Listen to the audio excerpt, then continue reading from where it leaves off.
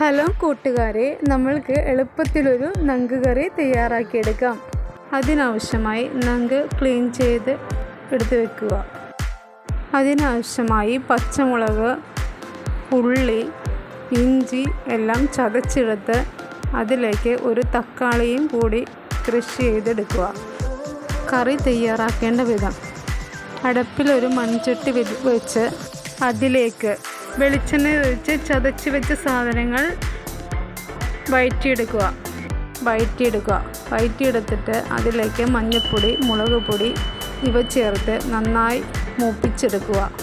മൂപ്പിച്ചെടുത്ത ശേഷം അതിലേക്ക് അല്പം വെള്ളമൊഴിച്ച് ക്ലീൻ ചെയ്ത് വെച്ചിരിക്കുന്ന നങ്ക് എടുത്ത് അതിലേക്ക് ഇടുക.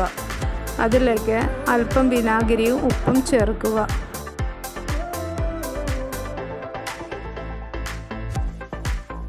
അത് തിളപ്പിച്ച് വറ്റിച്ചെടുക്കുക. നല്ല ടേസ്റ്റായ നങ്ക് കറി ഇവിടെ റെഡിയായി.